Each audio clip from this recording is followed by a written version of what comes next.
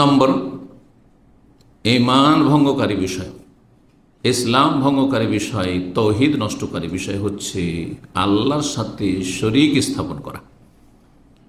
সেটা আল্লাহর জাতে হোক, যে আল্লাহ একের জায়গায় দুই তিন, আল্লাহ দুই, আল্লাহ তিন, এসব বিশ্বাসেরও লোক আছে পৃথিবীতে। অগ্নিপূজকদের, অগ্নিপূজক তো আগুনের পূজা করে, একটা পূজা হইল, এটা হচ্ছে একটা শিরক। আর তাদের আর একটি আকীদা হচ্ছে যে স্রষ্টা হচ্ছে দুই, স্রষ্টা হচ্ছে খালেক হচ্ছে মানে সৃষ্টিকর্তা দুই। এক হচ্ছে ভালো জিনিসের সৃষ্টিকর্তা, আর এক হচ্ছে মন্দের সৃষ্টিকর্তা। এবং ফার্সি ভাষা আছে ইয়াজদা, এই কথাটি উর্দুতে অনেকে ব্যবহার করে, যারা উর্দু সাহিত্য চর্চা করে। ইয়াজদা অনেক মুসলিমরা বলে, খোদা ইয়াজদা, আল্লাহকে বলে। ইয়াজদা মানে ভালো জিনিসের সৃষ্টিকর্তা, যেগুলো দুনিয়ার ভালো উপকারী জিনিস। দুনিয়াতে ভালো আর মন্দ দুটি জিনিস আছে। অনেক সৃষ্টি আছে যেগুলো আমাদের উপকারে আসে, অনেক সৃষ্টি আছে যেগুলো আমাদের উপকারে, বাহ্যিক উপকার আসে না। সাপ, বিচ্ছু, হিংস্র পশু, কষ্টদায়ক বস্তু, এগুলো কি আমাদের কাজে আসে, উপকারে আসে? বাহ্যিক কোনো উপকারে আসে না। তো এইরকম যেগুলি খারাপ জিনিস, সেগুলির সৃষ্টিকর্তা হচ্ছে আহরমান। তাহলে দুই খোদা, দুই আল্লাহ তাদের কাছে হইল।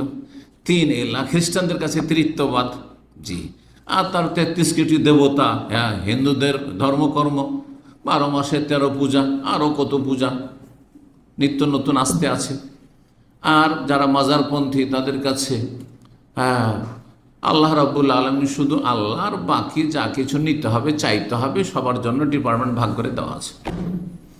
রাষ্ট্রপতি শুধু নিজের সম্মাননা নিয়ে যেন বসে আছেন, আর সব দপ্তর ভাগ করা আছে, অমক মন্ত্রী, তমক মন্ত্রী, মন্ত্রীদের কাছ থেকে ওই দপ্তর থেকে তুমি হ্যাঁ যেই সমস্যা আছে সেই সমস্যার সাথে সংশ্লিষ্ট মন্ত্রণালয়ে তুমি যাও। এইভাবে তারা আল্লাহ রাব্বুল আলামিনের একত্বকে, তৌহিদকে ভাগ বন্টন করে কাকে দিয়ে দিয়েছে? মৃতদেরকে দিয়েছে। জিলানিকে দিয়েছে, চিস্তিকে দিয়েছে, শাহজালালকে দিয়েছে, শাহপুরানকে দিয়েছে, বাইজ বোস্তামিকে দিয়েছে, আর মেহেল্লাজকে দিয়েছে। ব্যাস, তাদেরকে দিয়ে দিয়েছে দুনিয়াতে।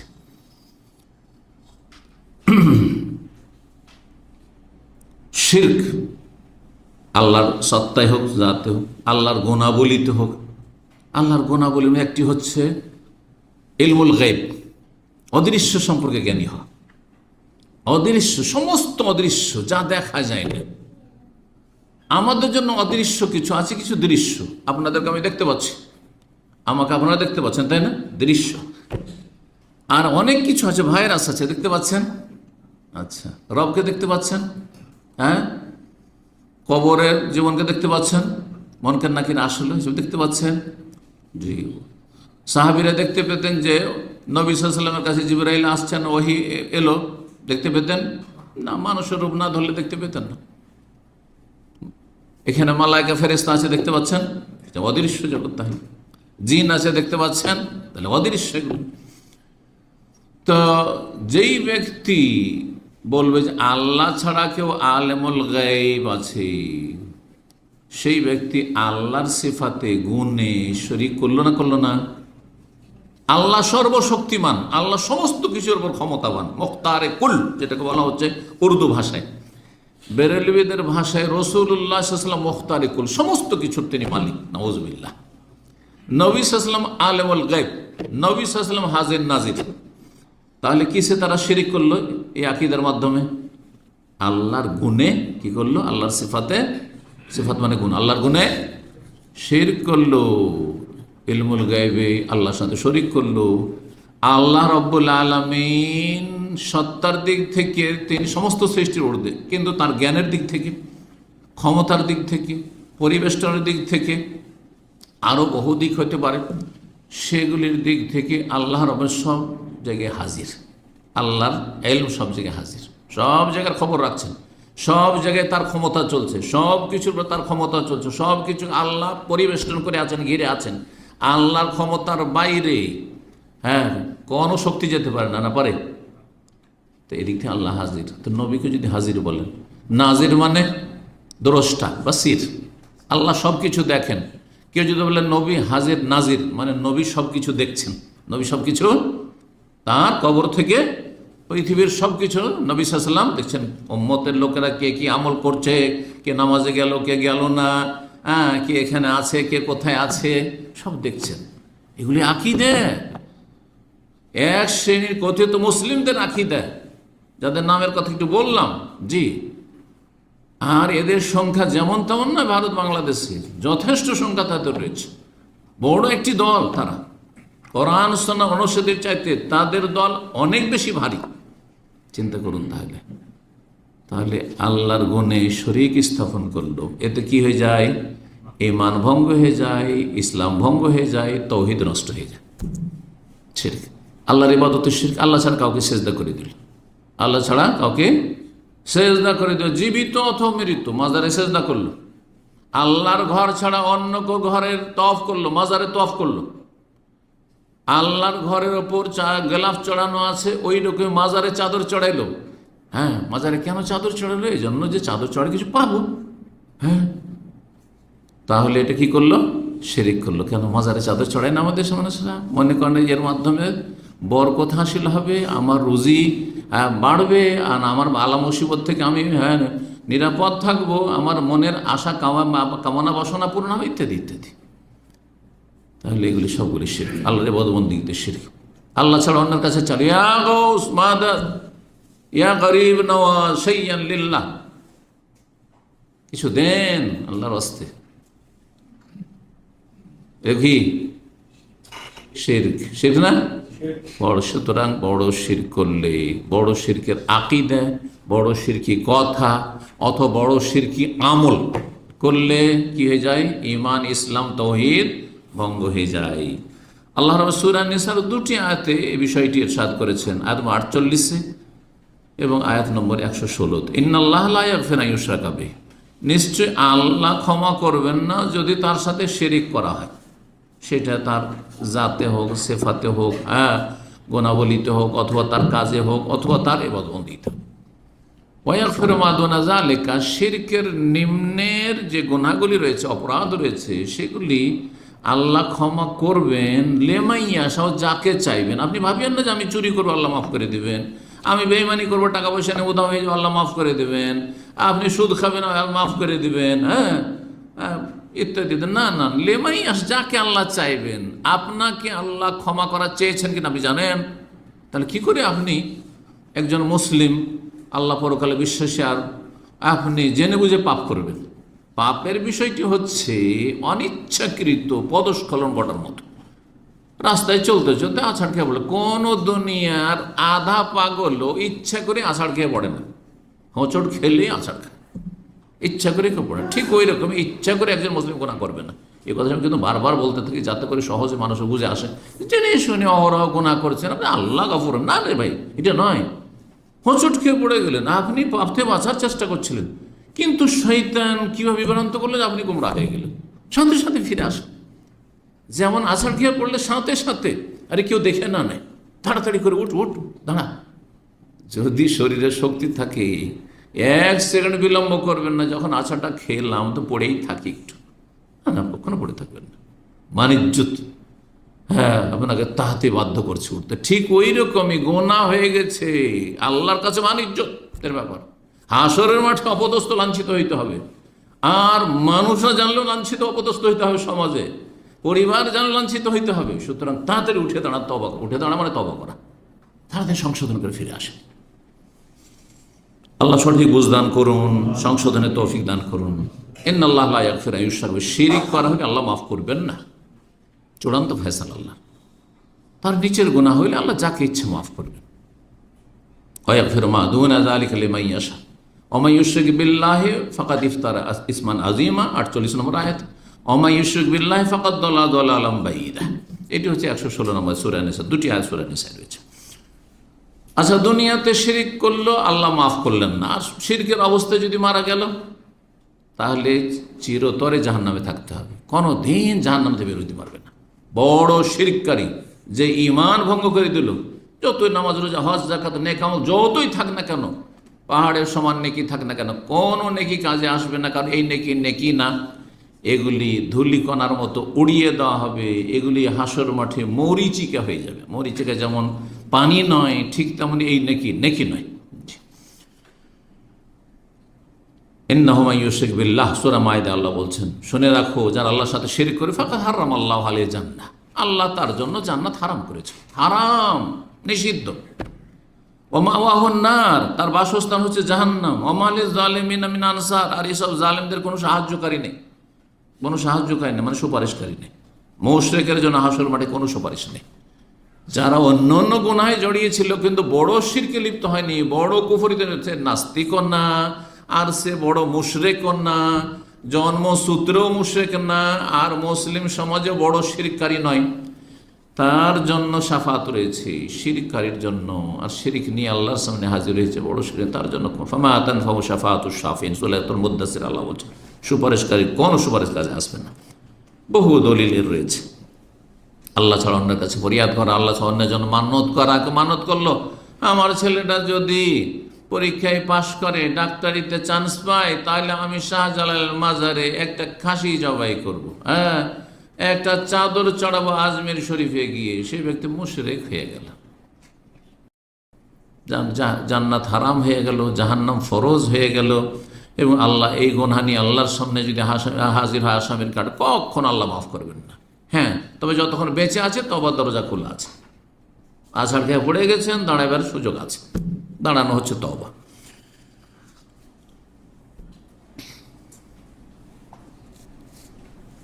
দুই নম্বর ঈমান ইসলাম ভঙ্গকারী বিষয় হচ্ছে কোন ব্যক্তি যদি আল্লাহর মাঝে এবং তার মাঝে মাধ্যম সাব্যস্ত করে। মাধ্যম সাব্যস্ত করল, কিরকম মাধ্যম সাব্যস্ত করলো? যেমন মুসলিম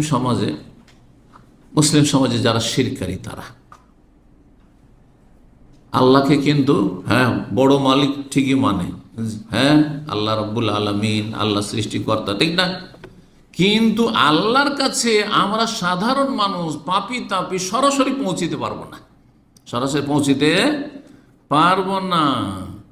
আর আল্লাহর দরবারে আমাদের দোয়া কবুল হবে না। সুতরাং কি করতে হবে? আমরা বাবাকে ডাকবো, বাবা আল্লাহ প্রদত্ত ক্ষমতা রাখেন।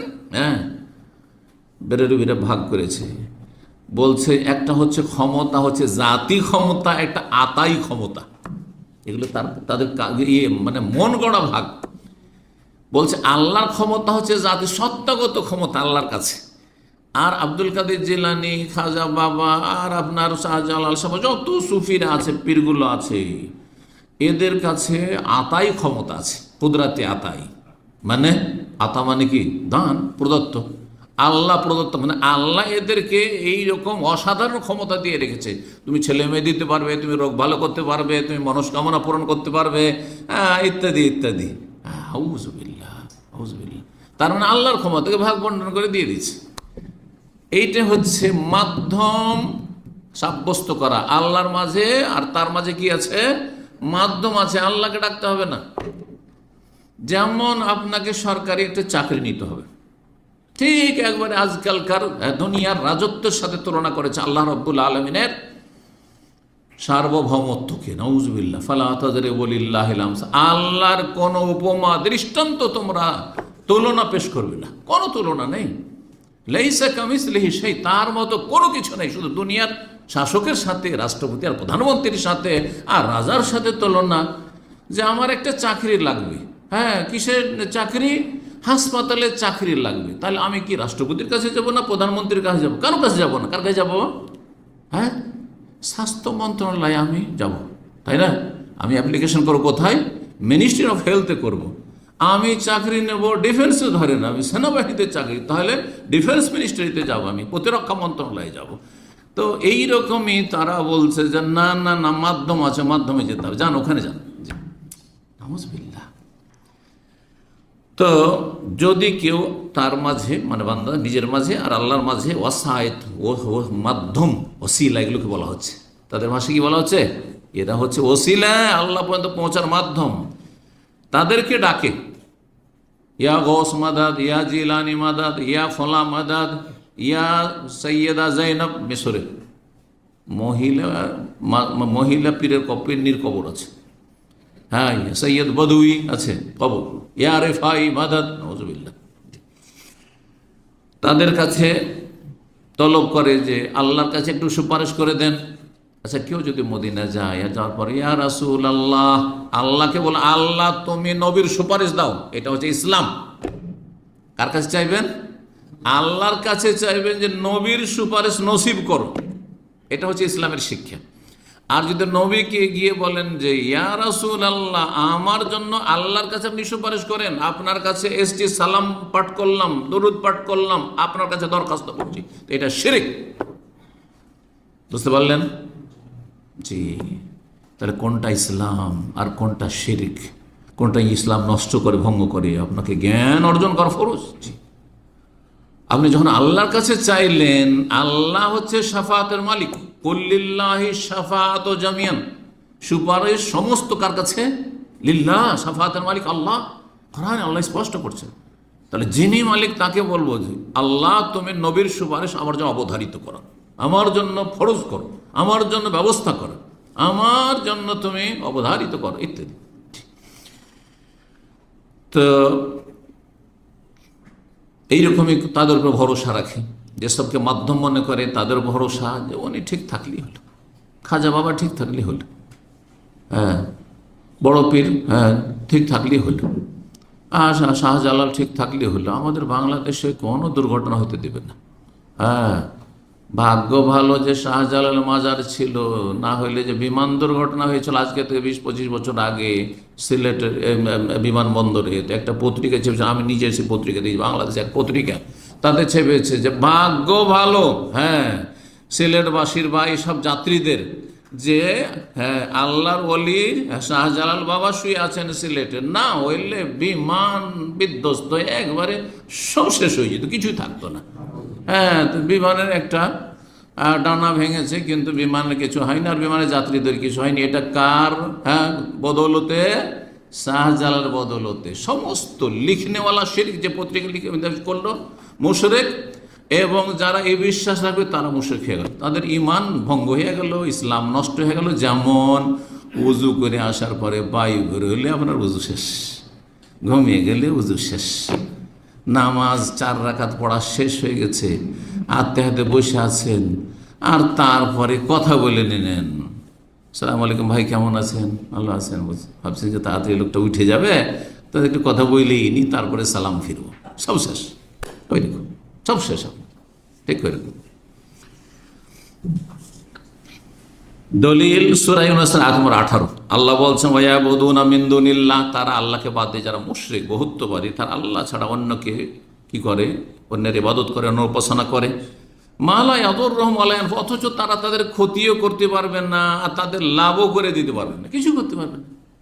যদি আমাদের লাভ করে দিতে পারতো, তো এই বন্যার অবস্থায় তাদের মায়া মমতা নেই, নির্মম হয়ে গেছেন তারা। হ্যাঁ, কত আউলিয়ার দেশ এটা? হ্যাঁ, 12 আউলিয়ার দেশ, 360 আউলিয়া না? 360, ভাইয়া তো কমিয়ে দিলেন কেন? 360 আউলিয়া, তাদের মায়া মমতা নেই। আমাদের মায়া মমতায় কত কষ্ট হয়েছে এতে, মানুষের এইসব অবস্থা দেখে, ভয়াবহ অবস্থা দেখে, আর তাদের মায়া হয়নি। তাদের যদি অনুভূতি থাকতো, তারা যদি জানতে পারতো, তাদের ক্ষমতা থাকতো, তো বসে থাকতেন। হ্যাঁ, তাহলে পানিকে বলতেন কোন ফায়াকুন, বঙ্গোপসাগরে নেমে যেত, সব শেষ হয়ে যেত, কোনো বালা মুসিবত থাকতো না, কোনো বালা মুসিবত থাকতো না, জালেমের জুলুম থাকতো না। আল্লাহ বলছে মা লা ইয়াদুররুহুম ওয়া লা ইয়ানফাউহুম, লাভও করে দিতে পারে না, লসও করে দিতে পারে না, লাভ লস কিছুরই মালিক না তারা। ওয়ায়াকুলুনা, তারপরে এই নির্বোধ মূর্খরা বলছে হাউলাই শুফাউনা ইনদাল্লাহ, এরা আল্লাহর কাছে আমাদের জন্য সুপারিশ করবে। এদেরকে ধরো, জিলানিকে ধরো, চিস্তিকে ধরো, অমুককে ধরো, তমুককে ধরো, ওলিয়া আউলিয়া গৌস কুতুব আবদালকে ধরো, এরাই আল্লাহর কাছে সুপারিশ করে দিবে। জি, সুতরাং চরমনাইয়ের মুরিদ হয়ে যায়, কারণ বাবারা বলে, বাবা চরমনাই হুজুররা বলেছে যে বড় বড় জাহাজ নিয়ে হাসর মাঠে আসবে। চিন্তা কি, নামাজ না পড়লেই বাকি, আর রোজা না রাখলেই বাকি, আর 7 খুন মাপ, কারণ বড় বড় জাহাজ নিয়ে হ্যাঁ পীর বাবা হুজুর কিবলা হাজির থাকবে, আর আমাদেরকে একা ছেড়ে জান্নাত যাবেন না। অনেক মরিদরা, অনেক পীরেরা, এক পীরের একবার একটা ক্লিপে অনেক দিন আগে, যদি এগুলো শোনার সময় হয় না, বলছে বাবা গো, না এটা হচ্ছে লন্ডনে গেছে, সিলেটি পীর, কারণ সিলেটিদের সংখ্যা বেশি আপনার ইংল্যান্ডে, তো গিয়েছে ওখানে। আর যাওয়ার পরে সেই পীর, সেই সিলেটি পীর কিন্তু এই বিগত কিছুদিন আগে হালাক হয়েছে। তো সেই পীর গিয়ে বলছে যে আপনারা আল্লাহর হস্তে দান করেন, মানে বকশিস দেন, আর তারপর বাবা, হ্যাঁ বাবা আপনাদেরকে ছেড়ে একা জান্নাতে যাবে, বাবা আপনাদেরকে ছেড়ে একা জান্নাতে যাবে না। এই ধৃষ্টতা, এখানে নবী করিম সাল্লাল্লাহু আলাইহি ওয়াসাল্লাম বলে যে আমি তোমাদেরকে ছেড়ে জান্নাতে যাব না।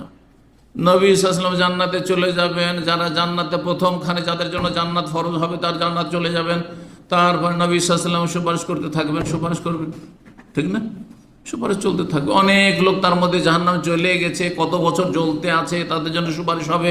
এমনকি হাদিসে আছে জ্বলে জ্বলে কয়লা হয়ে গেছে, সর্বশেষ যে জাহান্নামী, যে এই উম্মতের জাহান্নামী পাপিষ্ঠ জান্নাতে আসবে। তাহলে চিন্তা করুন তো দেখি। তারপরে নবী সাল্লাল্লাহু আলাইহি ওয়াসাল্লাম, অন্যান্য আম্বিয়াগণ, তারা কেউ রাজি হবে না সুপারিশ করার জন্য, নবী সাল্লাল্লাহু আলাইহি ওয়াসাল্লাম সুপারিশ করবেন হিসাবের জন্য। কিন্তু নবী সাল্লাল্লাহু আলাইহি ওয়াসাল্লাম কারো দায়িত্ব নিয়েছেন যে আমি দায়িত্ব নিয়ে নিলাম, বরং এর বিপরীত বহু হাদিস রয়েছে। একাধিকবার নবী সাল্লাল্লাহু আলাইহি ওয়াসাল্লাম তার পরিবার পরিজন, আত্মীয় স্বজন, বংশধরকে বলেছেন, ইয়া বানি আব্দুল মুত্তালিব, হে আব্দুল মুত্তালিব বংশধর, সালুনি মিন মালি মা শিতুম, তোমরা যা চাও আমার ধন সম্পদ থেকে তোমরা চাও, ফাইন্নী লা আমলিকু লাকুম মিনাল্লাহি শাইআন, আল্লাহর কাছ থেকে তোমাদেরকে কিছু নিয়ে দিতে পারবো এই ক্ষমতা আমি রাখি না। ইয়া ফাতেমা বিনতে মুহাম্মদ, হে মুহাম্মদের মেয়ে ফাতেমা, সালিনি মিন মালি মা শিত, দুনিয়ার কিছু চাও চাও দিতে পারবো, তোমাদের কিছু চাওয়া পাওয়া থাকলে যা আছে দিতে পারবো। ফাইন্নী লা আমলিকু লাকি মিনাল্লাহি শাইআন, আল্লাহর কাছ থেকে তোমাকে জান্নাতে নিয়ে দেব এই ক্ষমতা আমি রাখি না। তোমার যদি ঈমান আমল সাথ না দেয়, ঈমান আমল থাকলে একটু প্রোগ্রেস হবে, হ্যাঁ একটু ধাক্কা পাবেন হয়তো, কিন্তু আপনার ঈমান আমল নেই, তাওহীদ নষ্ট করেছেন, শিরকি আমল করে আশা করছেন যে কেউ সুপারিশ করে, কখনো না। আম্বিয়া রাসূলগণের সুপারিশ হবে না। জি, এরা কি বলতো, যারা ওসিলা ধরতো, হাওলাই সুফান, আমরা এসবের পূজা করি, মা নাবুদুহুম, সূরা জুমার আরেকটি আয়াত রয়েছে, আমরা আসলে এদের পূজা করি না, ইল্লা লিয়ুকাররিবুনা ইলাল্লাহি যুলফা, এরা আল্লাহর সান্নিধ্য লাভ করিয়ে দিবে, আল্লাহর কাছাকাছি আমাদেরকে করে দেবে, আল্লাহর কুরবত হাসিলের জন্য, নৈকট্য অর্জনের জন্য এদেরকে ডাকছি। এরা মাধ্যম, এদের মাধ্যমে এদের ভায়া হয়ে আল্লাহর কাছে যেতে পারবো।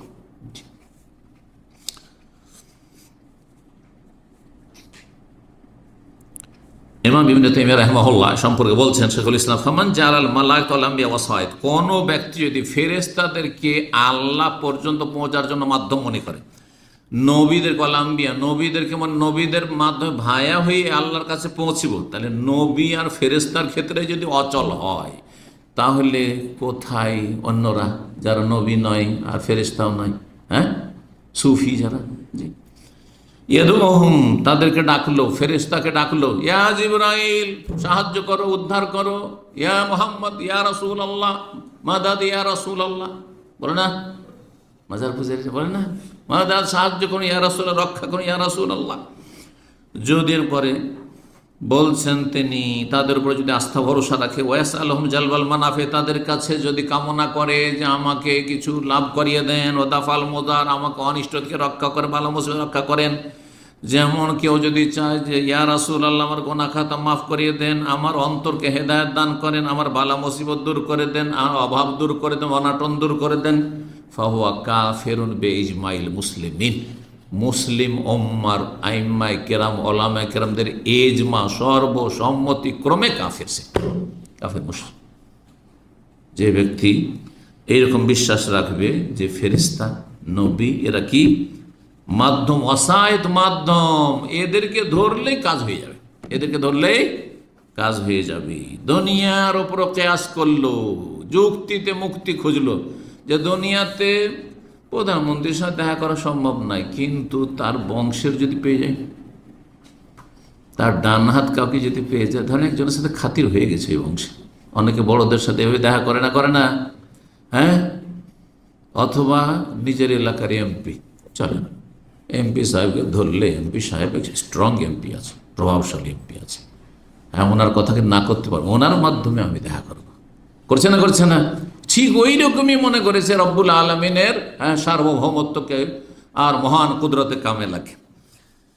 এরা শিরকি আকীদা রয়েছে। মাজমুয়া ফাতোয়া প্রথম খণ্ডে 124 পৃষ্ঠায় তিনি এই কথাগুলি বলেছেন। 3 নম্বর বিষয়, যাতে ঈমান, ইসলাম, তৌহিদ কি হয়ে যায়, নষ্ট হয়ে যায়, ভঙ্গ হয়ে যায়, তা হচ্ছে কেউ যদি কাফের মুশরিকদেরকে কাফের মুশরিক না মনে করে। কাফেরকে কাফের বলা যাবে না, এ কথা শুনেছেন না শোনেননি? এটা এত ব্যাপক আকার ধারণ করেছিল, একটু মনে হয় ঠান্ডা হয়েছে, এখন একটু ঠান্ডা হয়েছে। না হলে আজকে থেকে 25-26 বছর আগে প্রথম যখন এখানে দাম্মাম এসে দাওয়াতি কাজ শুরু করলাম, তখন এই প্রশ্নগুলি অনেক আসতো। শেখ, কাফেরকে কাফের বলা যাবে না তো? হ্যাঁ, শেখ তো বলতো না, কারণ শেখ বলো মানে ও কিছু শিখে গেছে। তখন কি বলতো, হুজুর কাফেরকে কাফের বলা যেত না, কাফেরকে কাফের বলা যাবে না। কাফেরকে কাফের বলা তো মুসলিম বলতে হবে নাকি? তার মানে মুসলিম বলতে হবে, তাহলে হিন্দুকে মুসলিম বলতে হবে, ইহুদিকে মুসলিম বলতে হবে, খ্রিস্টানকে মুসলিম বলতে হবে। তখন হতো আবু হেতাল্লাজি জাহালা, মূর্খ তখন হতভম্ব, যে কি জবাব দেব। বুঝতে পেরেছেন? জি, আশ্চর্য কথাই, বাঙালি সমাজে কথাটি আসলো কোথেকে? কুফরি কথা, যে কাফেরকে কাফের বলা যাবে না, এটি কুফরি কথা, এটা দিয়ে আপনি কাফের হয়ে যাবেন। ওয়াইন সাল্লাহ, ওসামা, নামাজ, রোজা, হজ, যাকাত, দুনিয়ার সমস্ত আমল যদি থাকে, আর যদি মনে হয় ইহুদিকে কাফের বলা যাবে না, ও কাফের না, খ্রিস্টান কাফের না, বুদ্ধিস্ট কাফের না, শিখ কাফের না, জি, কাফের বলা যাবে না, তাহলে আপনি কাফের, আপনি কাফের। সে তো কাফের আছেই, আর আপনি আল্লাহর বিধানকে আপনি অস্বীকার করলেন, সুতরাং আপনি কাফের। জি, এটি তৃতীয় ঈমান ভঙ্গকারী বিষয়। তো বলছেন ইমাম মুহাম্মদ আব্দুল্লাহ রহমান, মাল্লাম ইউকাফির মুশরিকিন, কেউ তো মুশরিককে কাফের না মনে করে, কাফের শাক্কা ফি কুফর, অথবা সন্দেহ করে। অনেক সময় জনকল্যাণমূলক কাজ অনেক করেছে। মাদার টেরেসা, জানেন তো, নাম শুনেছেন এক সময় কলকাতায়, হ্যাঁ, অনেক জনকল্যাণমূলক কাজ করেছেন। না খ্রিস্টান বানিয়েছে, হাজার হাজার মানুষকে বা তারও বেশি খ্রিস্টান বানিয়েছে, বিশেষ করে আদিবাসী, সাঁওতাল, আর যারা ওই রকম, হ্যাঁ, তাদেরকে প্রচুর মানুষকে খ্রিস্টান বানিয়েছে। তা আসলে খ্রিস্টান মিশনারির কাজই হচ্ছে এইরকম কিছু জনকল্যাণমূলক কাজ করা, আর কিছু মানুষকে সুবিধা দেওয়া, আর তারপরে আকৃষ্ট করো, আর তারপরে খ্রিস্টান ধর্মের জালে ফাঁসিয়ে দাও। হ্যাঁ, মুসলিমদের ক্ষেত্রে অনেকটাই সাকসেস হয়নি, তারপরেও অনেক ক্ষেত্রে অনেক মুসলিম মুরতাদ হয়ে গেছে। নদিয়া, পশ্চিমবঙ্গের নদিয়া জেলার একটি অঞ্চল রয়েছে, সেখানে অনেক মুসলিমরা মুরতাদ হয়ে গেছে, খ্রিস্টান হয়ে গেছে। এখনও তাদের নামগুলি মুসলিম নাম, কিন্তু সব খ্রিস্টান হয়ে গেছে।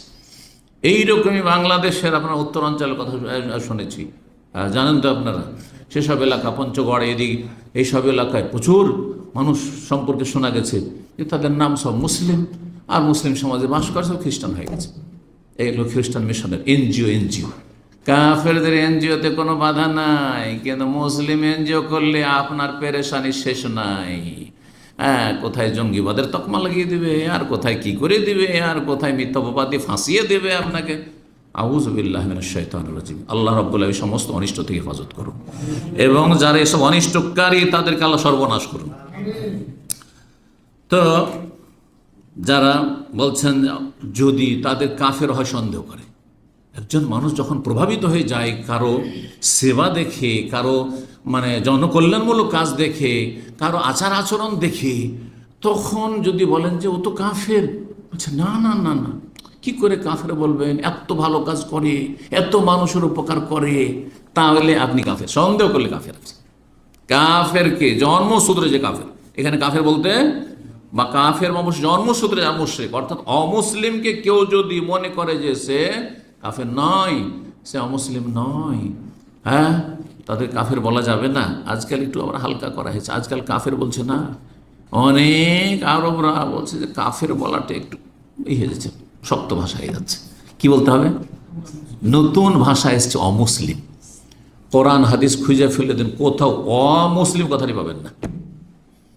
এটা আজকাল আমাদের দুর্বলতার বাস্তব প্রমাণ, যে আমরা এত দুর্বল হয়ে গেছি, কাফেরকে কাফের বলতে ভয় পাই, যার ফলে কি বলতে হবে, গায়ের মুসলিম বলতে হবে, নন মুসলিম বলতে হবে, কাফের বলা যাবে না। কাফেরটাকে গাল মনে করছি, না না, গাল না।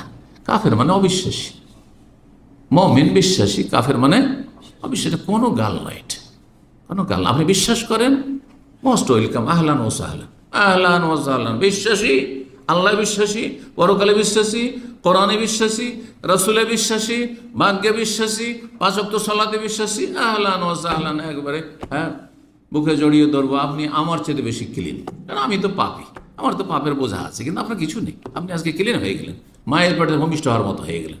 আল ইসলাম ইয়াহদি মা কানা কাবলা, ইসলাম কবুল করে নিলেন, আপনি ইসলামে বিশ্বাসী হয়ে গেলেন। সুতরাং আপনার অতীতের সমস্ত গুনাহ ঝরে গেছে, কিন্তু আমার ঝরার কোনো নিশ্চয়তা নেই। জি, তো বলছিলাম, কেউ যদি সন্দেহ করে যে কাফেরকে কাফের বলবো, এটা কেমন লাগে, অথবা তাদের ধর্মকে ঠিক মনে করলো। অনেক মুসলিম আছে আজকাল, মডার্ন জন্মসূত্রে মুসলিম, দিন ইসলাম সম্পর্কে একবারে জিরো, কথা বোঝা গেছে। তারা বলে এটাও ঠিক ওইটাও ঠিক। যেমন বেদাতি সমাজের কিছু মানে হালকা বেদাতি হুজুর আছে, তারা কি করে, এইটাও ঠিক, মিলাদ করাও ঠিক, মিলাদুন্নবীও ঠিক, সিরাতুন্নবীও ঠিক, কথা বোঝা গেছে। আর তারপরে আপনার নিয়ত অন্তর করলেও ঠিক, মুখে পড়লেও ঠিক, রফায়দানও ঠিক, রফায়দান না করলেও ঠিক, আমিন জোরেও ঠিক, আসতেও ঠিক, যেখানে হাত বাঁধেন ছেড়ে দিলেও ঠিক, বুকে হাত বাঁধলেও ঠিক, আর নাভের নিচে বাঁধলেও ঠিক। শুনেছেন না এরকম? এটা আরেকটা মানহাজ মতাদর্শ আছে, সব ঠিক, কাউকে একটু অসন্তুষ্ট করতে চাই না, কাউকে টাচ করতে চাই না, সব ঠিক ভাই। তো বিদাতি বক্তাদের একটি লক্ষণ হচ্ছে সব ঠিক, কথা বুঝতে পেরেছেন। আর কিছু ইসলাম সম্পর্কে অজ্ঞ কিছু মডার্ন শিক্ষিত লোক, দুনিয়ার শিক্ষায় শিক্ষিত আছে, যারা বলছে আরে ভাই সবটাই ঠিক, তারাও তো ওপরওয়ালাকে পাওয়ারই চেষ্টা করছে, সুতরাং ঠিক, হিন্দু ধর্ম আপন আপন ধর্ম সবটাই ঠিক, কিন্তু ওটাও ঠিক। আবার বুদ্ধিস্ট আছে, ওটাও ঠিক, খ্রিস্টানদের ওটাও ঠিক, ওরাও ভালো কাজ করছে, ইহুদিদের ওটাও ঠিক। আর তারা কি করছে, একটা উদাহরণ দিচ্ছে। কি উদাহরণ? এর আগেও বলেছি, ঢাকা শহরে আসার জন্য মেলা রাস্তা আছে, আরে কোন একটা রাস্তা দিয়ে আসলেই তো আপনাদের উদ্দেশ্য হচ্ছে কোথায় যাব, গণভবনে যাব। এই যে আন্দোলনের সময় চারিদিক থেকে যেখান থেকে আসলেন না ঢাকা, উদ্দেশ্য আসল টার্গেট হচ্ছে ঢাকা পৌঁছা। ঢাকা পৌঁছে গেলেন, বলছে ওই রকমই সমস্ত ধর্ম অবলম্বীর উদ্দেশ্য হচ্ছে ওপরওয়ালা। সুতরাং হিন্দু ধর্ম দিয়েও আসা যায়, খ্রিস্টান ধর্ম দিয়েও আসা যায়, ইহুদি ধর্ম দিয়েও আসা যায়, আর বুদ্ধিজম দিয়েও আসা যায়, আর শিখিজম দিয়েও আসা যায়, আর মুসলিম ইসলাম দিয়েও আসা যায়। এরা মুসলিম নয়, এরা কাফির। এটা এর ইমান ভঙ্গ হয়ে গেল। যদি ইমান থেকে থাকে তো ইমান শেষ, এখানে ইমান ইসলাম শেষ, তার ইমান নষ্ট হয়ে গেল, ইসলাম নষ্ট হয়ে গেল, তাওহীদ নষ্ট হয়ে গেল, ইসলামের কোনো অংশ নেই।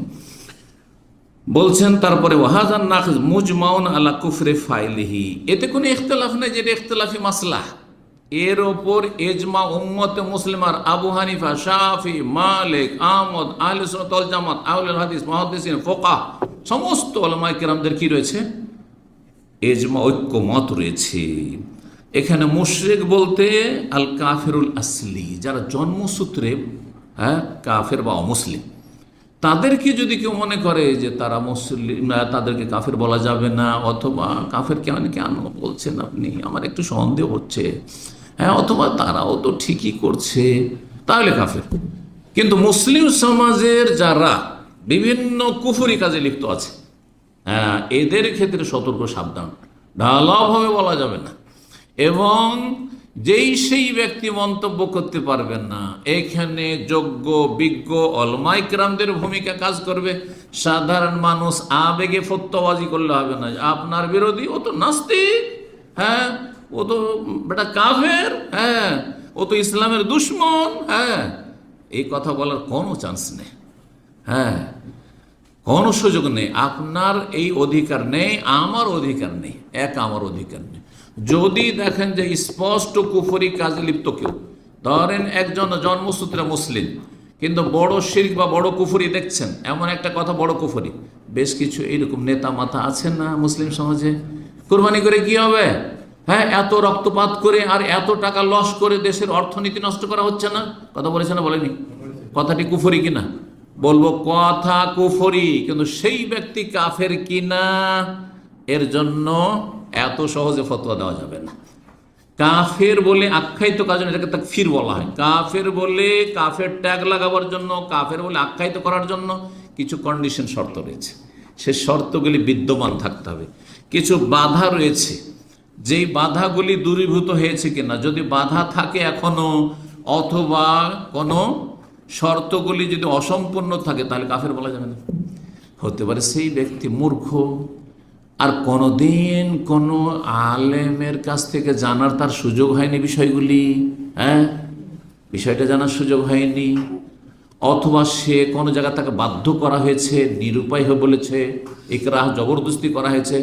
যেমন ধরেন আজকাল সোশ্যাল মিডিয়ায় দেখছেন যে এক শ্রেণীর জালেমরা রাস্তা একজন মুসলিমকে ধরে নিল আর তারপরে বলছে, এই বল, হ্যাঁ কি বলছে, জয় শ্রীরাম, হ্যাঁ জয় কৃষ্ণ। আপনি একজন মুসলিমের মুখে শুনে নিলেন আর বলে দেন যে তুই দেখে জয় শ্রীরাম বললো তো কাফের হয়ে গেছে, বলবেন নাকি? না, ও কাফের নয়, কারণ এই ব্যক্তি নিরুপায় হয়ে বলেছে। কথা বোঝা গেছে? সুতরাং জন্মসূত্রে যারা মুসলিম তাদেরকে কাফের বলা সাধারণ মানুষের কাজ নয়, আর একজন দুজন আলেমের কাজ না। দেশের বিজ্ঞ আলেমরা তাহলে সেই বিষয়টি যদি তদন্ত করতে হয়, সেই বিষয়ে যদি কোনো একটা ফতোয়া দিতে হয়, তাহলে সবাই বসে আলাপ আলোচনা করবেন সব দিক নিয়ে, আর তারপর হুজ্জত কায়েম করবেন যে আপনি কিন্তু এটা কুফরি কথা বলেছেন, আপনি এতে ফিরে আসছেন কিনা। যদি ফিরে আসে আহলান ও সাহলান, যদি বলে যে না আমি যেটা বলছি সেটাই, যে সব ধর্মই ঠিক, তাহলে তখন বলা যাবে যে কাফের, তখন তুমি কাফের। এই জন্য কোন মুসলিম ভাইকে আপনি আবেগে কাফের বলে দিলে আপনার কাফের হওয়ার সম্ভাবনা বেশি। এই জন্য আমরা বলি কাজটি কুফরি, কাজটি কুফরি। অথবা আমভাবে তাকফিরে আম করা যায়, যেই ব্যক্তি আল্লাহ ছাড়া অন্যকে সেজদা করবে সেই ব্যক্তি কাফের, সেই ব্যক্তি মুশরিক, এ কথা বলা যায়, এ কথা ঠিক, সত্য কথা এটা। কিন্তু একজন লোককে, জনক ব্যক্তি আপনি দেখছেন যে সেই ব্যক্তি কি করলো, আপনার চোখের সামনে মাজারে সেজদা করে দিল, আপনি বলবেন যে তুমি কাফের, এ কথা আপনার বলার ইখতিয়ার নেই। এটা তাকফির মুআয়্যান, নির্দিষ্ট ব্যক্তিকে, হ্যাঁ নির্দিষ্ট একটি দলকে ঢালাও ভাবে, নির্দিষ্ট একটি পরিবারকে ঢালাও ভাবে কাফের, এরা সব নাস্তিক, এটা বলা যাবে না। এটা বোঝা গেছে? অমুক ব্যক্তি নাস্তিক, এটা আপনার বলার অধিকার নেই। কিন্তু যদি কেউ বলে আল্লাহ নেই, পরকাল নেই, তাহলে বলবো সে নাস্তিক। তা বোঝা গেছে না? জান্নাত নেই, জাহান্নাম নেই, অথবা অলি আউলিয়া দিতে পারে, তখন বলবো যে সে কাফের। কিন্তু ওই ব্যক্তি নির্দিষ্ট করে নাই, যারা এরকম বলবে, যারা এরকম বিশ্বাস রাখবে, যারা এই যে একটা হচ্ছে আমভাবে বলা আর একটা হচ্ছে খাসভাবে নির্দিষ্ট করে বলার ক্ষেত্রে বেশ কিছু শর্ত রয়েছে আর বেশ কিছু বাধা নিষেধ রয়েছে। কথাগুলি যেন মনে থাকে, আর আমরা আবেগে কখনো কোনো আক্রোশের ভিত্তিতে কারো ওপর আমরা ট্যাগ লাগাবো না। জি, মুসলিম সমাজের কেউ যদি হয় আর ইসলামের একবার সুস্পষ্ট বিষয় যদি অস্বীকার করে, তখন কাফের বলা যাবে। এমন সুস্পষ্ট বিষয় যেটা জানাটা স্বাভাবিক বিষয়, যেমন আল্লাহ সম্পর্কে, আল্লাহ এক, পরকাল, রাসূল। এখন একজন জন্মসূত্রে মুসলিম আর মুহাম্মদ সাল্লাল্লাহু আলাইহি ওয়াসাল্লামকে রসুল মনে করেন না, তারপরে বলছেন না কিছু বাধা আছে, আর কিছু বাধা আছে, স্পষ্ট বিষয়টি বোঝা গেছে না? রিসালাতকে অস্বীকার, কোরআন আল্লাহর কিতাব অস্বীকার, কাফের, কাফের। জি, তো বলছেন কেমন আনকারাল বাস ওয়াল কিয়ামা, কেউ যদি পুনরুত্থানকে অস্বীকার করে, কিয়ামতকে অস্বীকার করে, অথবা কোরআন একটি আয়াতকে অস্বীকার করে, একটি আয়াত অস্বীকার করে, আমি এটি আয়াত মানি না, এইটি আমি এই সূরাটি আমি বিশ্বাস করি না, এই বিষয়টা আমি চোরের শাস্তির বিধান বিশ্বাস করি না, ও কাফের। জি, ইত্যাদি, তখন মোরতাদ বলা যাবে। 4 নম্বর ঈমান ভঙ্গকারী বিষয় হচ্ছে, যেই ব্যক্তি বিশ্বাস করবে আন্না হাদিয়া গায়রিন নবী আকমালু মিন হাদিহি, নবী সাল্লাল্লাহু আলাইহি ওয়াসাল্লামের নিয়ে আসা আদর্শ ছাড়া অন্য আদর্শ বেশি পারফেক্ট, বেশি ভালো। কেউ যদি বলে ইসলামের চাইতেও ভালো হচ্ছে অন্য কোনো ধর্ম, অন্য কোনো মতবাদ, যেমন কেউ যদি বলে যে জাতীয়তাবাদ হচ্ছে ঠিক, অথবা গণতান্ত্রিক পদ্ধতি হচ্ছে ঠিক, আর যেটা আবু বকর, ওমর, ওসমান, আলী তাদের খেলাফতের যেটা পদ্ধতি ছিল সেটা পরে, সেটা 2 নম্বরে, তাহলে সে ব্যক্তি কাফের। কারণ নবী সাল্লাল্লাহু আলাইহি ওয়াসাল্লাম নিয়ে আসা আদর্শকে সে পেছনে সরিয়ে দিয়ে মনে করলো যে অন্য কোনো আদর্শ হচ্ছে বেশি পারফেক্ট। যেমন আজকাল মেলা মতবাদ আছে, সমাজবাদ, পুঁজিবাদ আছে না নেই, তারপরে মার্ক্সবাদ, মাওবাদ, কত রকম বাদ আছে, তারপর গণতন্ত্র, তন্ত্রবাদ বলে, আর না হয় তন্ত্র বলে, যত তন্ত্র মন্ত্র আছে আর যত বাদ আছে সবগুলিকে বাদ দেন। আমি এই কথাটি অনেক আগে বলেছি, যত বাদ আছে আর যত তন্ত্র মন্ত্র আছে সবগুলিকে কি করেন, বাদ দেন। এটা হচ্ছে তাগুতকে অস্বীকার করা। ফামান ইয়াকফুর বিত-তাগুত ওয়া ইউমিন বিল্লাহ, তাহলে আল্লাহর প্রতি ঈমান কায়েম হবে, না হলে কায়েম হবে না। আগে ক্লিন করতে হবে এসব বাদ থেকে, আর ইজম থেকে, আর মতবাদ থেকে, আর বাদ মানে ইজম, আর তারপরে তখন ইউমিন বিল্লাহ, আল্লাহর প্রতি লা ইলাহা ইল্লাল্লাহকে এখানে বসাইতে হবে, এখানে বসাইতে হবে, আর তারপরে সে অনুযায়ী জীবনযাপন করতে হবে। এর নাম হচ্ছে ঈমান, ইসলাম। কেউ যদি মনে করে যে ইসলাম ছাড়া অন্য কোনো আদর্শ হচ্ছে বেস্ট, আও আন্না হুকমা গায়রিহি আহসান হুকমিহি, অথবা অন্যের বিচার, অন্যের বিচার পন্থা, অন্য আদর্শের বিচার বিভাগ আমাদের চাইতে ভালো। যেমন আজকাল সারা পৃথিবীতে অধিকাংশ মুসলিম বিশ্বেও, অমুসলিম দেশে তো আছেই, যেই আইনগুলি দিয়ে বিচার বিভাগ পরিচালনা হচ্ছে সেটা হচ্ছে ব্রিটিশ ল, তাই না? জি, এর জন্য এত বছর জেল, আর এই যে কেসের প্রক্রিয়াগুলো, আর তারপরে খুনের কেসের প্রক্রিয়া কেমন, চুরি ডাকাতির কেসের প্রক্রিয়া কেমন, আর ইত্যাদি ইত্যাদি, এগুলো কেমন, এগুলো কোত্থেকে আসছে, কোত্থেকে এগুলো সব ব্রিটিশরা 200 বছর আমাদের উপর হুকুমত করে গেছে, তারা চলে গেছে, কিন্তু তাদের আইনগুলো রেখে গেছে। আমরা বলছি স্বাধীন হয়েছে, কিন্তু কিসের স্বাধীন হয়েছে? তাদের আইন কানুন সবগুলি আমরা চলছে। শিক্ষা ব্যবস্থা, শিক্ষা কাঠামো, সমস্ত তাদের শিক্ষা কাঠামো, নাম কে আসতে ইসলামিক সাবজেক্ট একটা থাকবে, ওইটা নাম কে আসতে থাকলো, ইসলামের কিছুই শিখলো না, আর বাকি কি শিখলো? এমন কিছু শিখলো যেগুলো আল্লাহ থেকে সম্পর্কহীন করে দিল। সেকুলারিজম শিখলো, ধর্ম নিরপেক্ষতা শিখলো। এটাই না ধর্ম নিরপেক্ষতাবাদ। কেউ বিশ্বাস করে যে আমি সেকুলারিজমে বিশ্বাসী, তাহলে সেই ব্যক্তি মুসলিম না, সে ইসলামের আদর্শের ওপর অন্য আদর্শকে প্রাধান্য দিল। এইরকম কেউ যদি মনে করে যে সুফিবাদকে বিশ্বাস করে, এটি সুফিটাও, এটাও বাদ, এটাকেও বাদ দিতে হবে। ধর্মের রঙে রঞ্জিত হইলে আপনি রেখে দেবেন, এটা চলবে না আপনাকে। সুফিবাদ হচ্ছে বাদ, মানুষের তৈরি করা সুফিজম, সুতরাং সেটাকে বাদ দিতে হবে।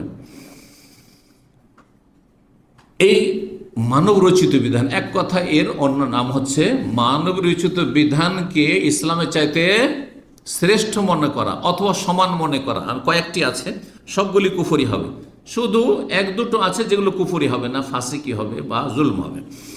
1 নম্বর হচ্ছে মানি তাকাদ, যে ব্যক্তি বিশ্বাস করলো, শেখ বাজ রাহিমাহুল্লাহ বলছেন, আন্নাল আনজামাত ওয়াল কাওয়ানিন আল্লাতী ইয়াসুন্নুহা নাস আফজাল মিন শরিয়াতিল ইসলাম, যেসব মানব রচিত বিধিবিধান, আইন কানুন আছে মানুষের তৈরি করা, সেগুলি ইসলামী শরিয়ার বিধানের চাইতে উৎকৃষ্ট, তাহলে সে কাফের। 2 নম্বর হচ্ছে আও আন্না মুসাওয়াতুন লাহা, মানব রচিত বিধান আর ইসলামের বিধান সমান, চোরের হাত কাটা আর চোরকে 2 বছর জেল দেওয়া সমান, তাহলে সে কাফের। জি। 3 নম্বর আও ইয়াজুজু তাহাকুম ইলাইহা, মানব রচিত বিধান দিয়ে যে আদালতে ফয়সালা হয় তাদের কাছে বিচার চাওয়া ইসলাম বাদ দিয়ে জায়েজ মনে করে যদি, ওয়ালাউ ইতাকাদ আন্নাল হুকমা বিশরিআত আফজাল, শরীয়তের হুকুম বেশি ভালো, তবে শরীয়তের হুকুম যদি নাও হয় তাহলে মানব রচিত বিধান দিয়ে যদি ফয়সালা হয় তাহলে সেটাও চলে যদি মনে করে, আর সে বিচার নিতে গেল। এই জন্য নিরুপায় না হইলে মানব রচিত বিধান দিয়ে যেখানে বিচার ফয়সালা হচ্ছে সেখানে আমার বিচার চাইতে যাব না, আমরা নিজেরাই যদি মীমাংসা করে নিতে পারি, তাহলে কখনো যাবো জমি জায়গা নিয়ে আপনার ঝগড়া, হ্যাঁ হক নিয়ে ঝগড়া, তাহলে আমরা নিজেরা সেরে নেবেছে। নিজেরা যদি সেরে নিতে পারেন সবচেয়ে ভালো। আর যদি দেখেন যান না এতে তো বেইমানি করে আমার জমি জায়গা বাড়ি ঘর সব নিয়ে যাচ্ছে, তাহলে তখন সেই মানবরচিত বিধান দিয়ে যারা ফয়সালা তাদের কাছে আপনার ন্যায্য অধিকার উদ্ধার করার জন্য আপনি শরণাপন্ন হইতে পারবেন বা তাদের দ্বারস্থ হইতে পারবেন। কিন্তু স্বেচ্ছায় আপনি বিয়ে শাদীর একটু ঝগড়া, একটা তালাকের সমস্যা, পারিবারিক স্বামী স্ত্রী সমস্যা, আর দিলেন চট করে দিলেন কেস করে কোথায়, মানবরচিত আদালতে, যেখানে বিচার হচ্ছে মানবরচিত বিধান দিয়ে। আর সেখানে করলো কি পশ্চিম আইনে যে স্বামীর যা ব্যাংক ব্যালেন্স ছিল, যা বাড়িঘর ছিল, সেগুলো ভাগাভাগি করে অর্ধেকটা স্ত্রীকে দিয়ে দিল, যাও লাইফ পার্টনার, যাও ডিভোর্স হয়ে গেল, অর্ধেক দিয়ে দিল। জানেন না পশ্চিমা দেশে অর্ধেক দিয়ে দেওয়া হবে। হ্যাঁ, বরং আমি এরকম জানি যে বাড়ি যদি থাকে তো বাড়িটা দিয়ে দিবে ওই স্ত্রীকে, ওই মহিলাকে, আর স্বামীকে বাড়ি থেকে তাড়িয়ে দেবে, যা বাঘ, জানা বলছে, অথচ বাড়ি আপনার নামে আছে। জায়েজ? হারাম। আপনি বলছেন আমাদের সরকার দিয়েছে এটা, আদালতে আমি ডিগ্রি পেয়েছি, আমি জিতেছি, হারাম আপনার জন্য, এটা হারাম। এটা মানবরচিত বিধানের ফয়সালাতে সন্তুষ্টি প্রকাশ করলেন, কুফরি, এটি কুফরি কাজ এটি। অথবা কেউ যদি মনে করে, 4 নম্বরে বলছেন রাহিমাহুল্লাহ, যে আন্না নিজাম লায়াসলুহু তাতবিক ফিল কারিল 21 শতাব্দীতে দুনিয়া এত উন্নতি করেছে, এখন ইসলামী শরিয়া চলবে না, এগুলো মধ্যযুগীয় আইন, তাহলে সে কাফের। আজকাল মধ্যযুগে বলছে না, এটা কুফরি কথা, ভালো করে মনে রাখবেন, কখনো বলবেন না। যারা বলবে তাদেরকে সতর্ক সাবধান করবেন, তোমার ঈমান গেছে, তুমি এখনো ফিরে আসো, না হলে তুমি জাহান্নামে যাবে। 5 নম্বর হচ্ছে, কেউ যদি মনে আন্নাহু কানা সাওয়ান ফি তাখাল্লুল মুসলিমিন, মুসলিমরা এত পিছিয়ে কেন, এই ইসলাম করে পিছিয়েছে। যেমন এক শ্রেণীর একটা হাফেজ ছিল এখানে, নাউজুবিল্লাহ, জাহিল হাফেজ। আমাদের দেশের হাফেজগুলো কত জাহিল মূর্খ হয়, সিম্পল হাফেজগুলো যারা আলেম নয়। সেই হাফেজ এক মসজিদে আছে, তাকে কেউ বলেছে একটা ইসলামের মাসলা যে এইভাবে করা উচিত, এটা করা সুন্নত, তো বলছে ইসলামের সবটা মানলে এক পা চলা যাবে না। এগুলো কথা কিন্তু আমভাবে অনেকে বলে। হ্যাঁ, পর্দার কথা বলছেন কোনো মহিলাকে, আর ইসলামের সবগুলো মানলে আর করে খেতে হয়েছে না, হ্যাঁ, আর সংসার চলবে না। নাউজুবিল্লাহ, সে কাফের হয়ে গেল, কুফরি করলো। তার মানে ইসলাম, আল্লাহ এমন জালেমানা বিধান দিয়েছেন, এমন অবিচার করেছেন যে আর দুনিয়া চলা যাবে না, সংসার থেকে বনে জঙ্গলে চলে যেত নাকি। নাউজুবিল্লাহ, কুফরি কথাই ঠিক। জি। 6 নম্বর বলছেন, আও আন্নাহু ইয়াহসুলু ফি ইলাকাতিল মারই বিরাব্বিহি দুনা ইয়াতাদাখাল ফি শুনুনিল হায়াতিল উখরা ওয়া ইয়াদখুলু ফিহা আইযান, বলছেন অথবা কেউ মনে করলো যে ধর্ম হচ্ছে বাস এখানে, আমি বলি কিন্তু সেকুলারিজম, ধর্ম হচ্ছে কোথায়, আরে ধর্ম মনের ব্যাপার, আমার ধর্ম আমি করবো, এখানে আছে, হ্যাঁ আপনার ব্যাপার আপনার, তারপরে দুনিয়ার সাথে কি সম্পর্ক। একজন হেডমাস্টার উচ্চ মাধ্যমিক স্কুলের, সে একবার আমার সাথে দেখা করতে গিয়ে, আরে কথায় বলে ফেলেছে, বলছে যে আমরা ব্যাংকে যে ইন্টারেস্ট দিচ্ছে সেখানে আবার ইসলামের কি আছে, ইসলাম নামাজ রোজা হজ যাকাত করছে, ব্যাংকে ইন্টারেস্ট দিচ্ছে, অসুবিধাটা কি, নিলাম। নাউজুবিল্লাহ।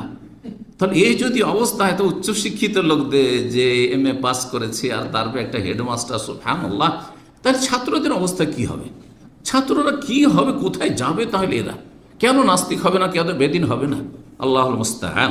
জি। তো শুধু ব্যক্তি জীবনের সাথে ধর্মের সম্পর্ক, পারিবারিক জীবনের সাথে কোনো সম্পর্ক নেই, সমাজের সাথে ইসলামের কোনো সম্পর্ক, ধর্মের কোনো, ধর্ম শুধু এখানে রাখেন, ধর্ম মানে মসজিদ, ধর্ম মানে মন্দির, ধর্ম অন্যান্য ধর্মের সম্পর্কে যেমন ধারণা, ইসলাম সম্পর্কে তাদের ধারণা, ধর্ম মানে মোল্লার দৌড় মসজিদ, ধর্ম আপনি রাস্তাঘাট ধর্মের কথা বলবেন না আপনি, হ্যাঁ ব্যবসা বাণিজ্য আবার ধর্মের কথা বলবেন, এটা হালাল ওইটা হারাম এটা বলবেন না আপনি। জি।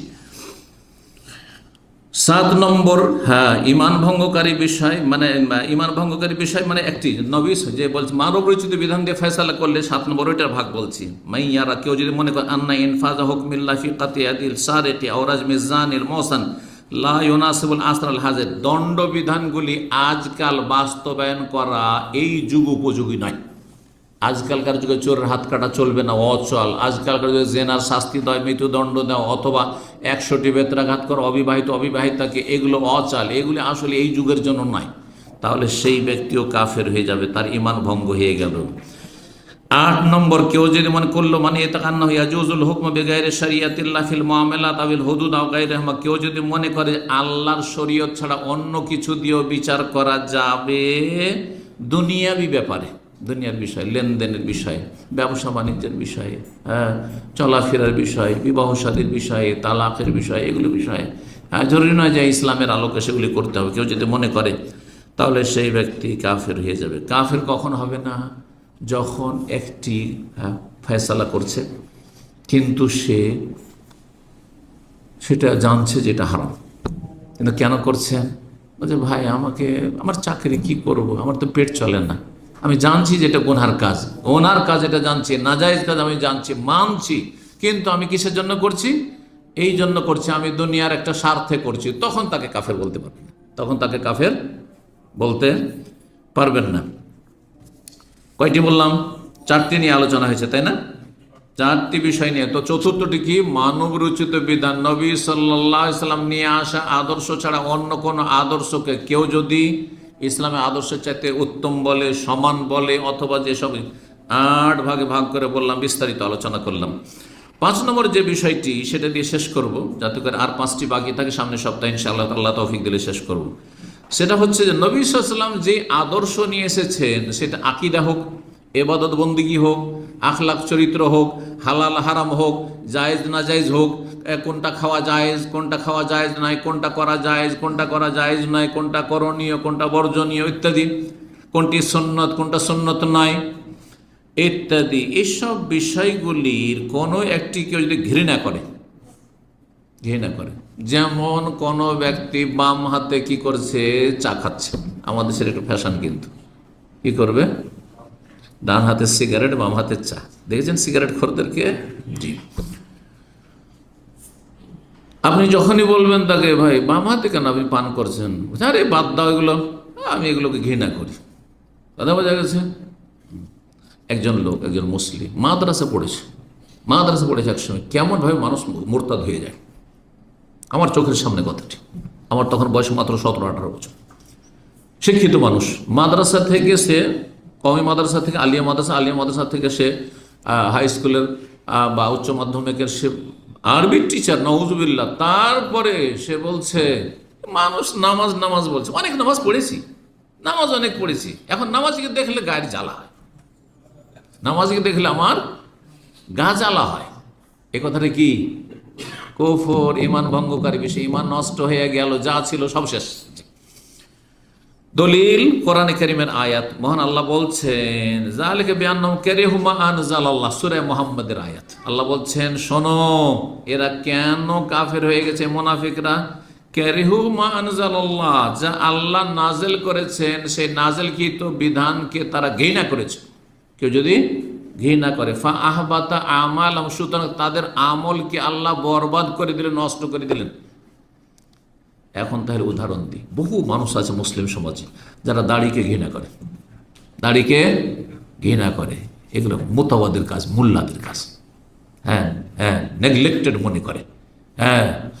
আমি একজন ভালো টেকনিশিয়ান, আমাদের দিনী ভাই এখানেও আছে, মনে ভালো টেকনিশিয়ানকে একবার তাকে বড় একটা প্রতিষ্ঠানের জন্য আমি সার্টিফাই করলাম যে খুবই ভালো টেকনিশিয়ান, কিন্তু সে যখন নিজেকে ফেস করলো এই বড় বড় দাড়ি নিয়ে, তখন মনে করছি তো মোল্লা হুজুর।